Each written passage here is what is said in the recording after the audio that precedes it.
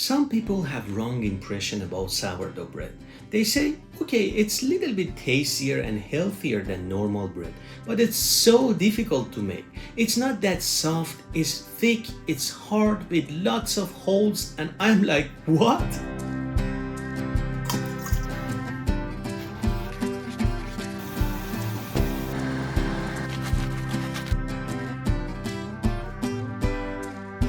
Hey, what's up? Today we are going to make sourdough ciabatta, one of my favorite Italian bread, which is easy to make and full of flavor. Some people like their ciabatta to be a little bit darker or lighter or with a chewier crust. No matter how do you like your ciabatta crust, but the inside of the good ciabatta must be airy, light, and with lots of holes, right? So let's get into this, shall we? Like any other sourdough recipe, we need a super active sourdough starter, something like this. We need 280 grams of water, 80 grams of active starter, and 7 grams of salt.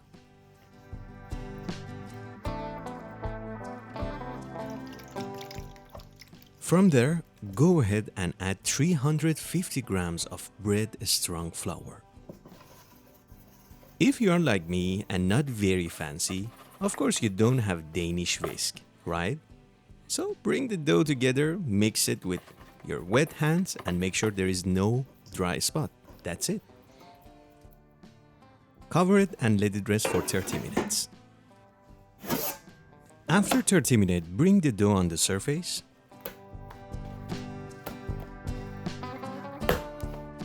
Few snap and fold and round the dough up. Again, this is my no kneading method. We don't want to knead this dough. As you can see, the dough comes together beautifully.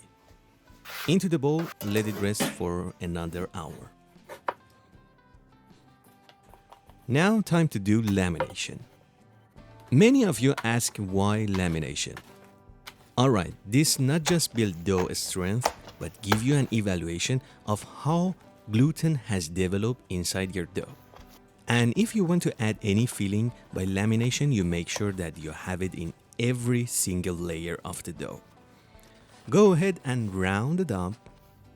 As you can see, the dough is smooth and elastic and no longer stick to your hands.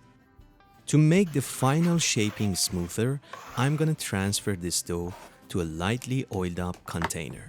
Later you will find out. And let it rest for another hour. Now I'm gonna give this one coil fold and make sure it's smooth and elastic before it's done its bulk fermentation. The container make the job easier and I have space to do the coil fold. But nothing wrong with using a bowl. Let it finish its bulk fermentation for 2 hours. Time to set up the oven. As you know, I break my baking stone, so I'm gonna use an upside down tray. Preheat the oven at 250 degrees Celsius. Use one extra cast iron pan. Bake with the fan on. And now time to shape our beautiful ciabatta. Dust up the surface with flour. Be generous, because it's a super sticky dough. Release the dough from the container. Be very gentle at this part. We just want to separate it into 6 pieces. That's it. Make sure nothing sticks. Now go ahead and transfer them on a baking paper. If it was sticky, be my guest and use more flour. Now cover them up and let them rest for 30 to 40 minutes or until they pass the poke test, like so. Use a pizza peel or another tray to transfer them into the oven. Bake 8 to 10 minutes with the steam and about 8 to 10 more minutes without steam. If you like darker crust, of course, bake them more.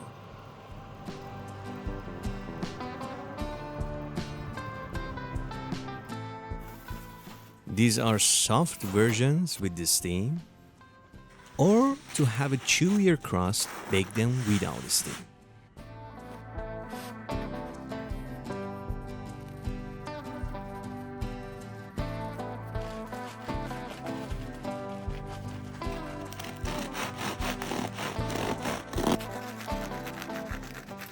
Check out the crumbs.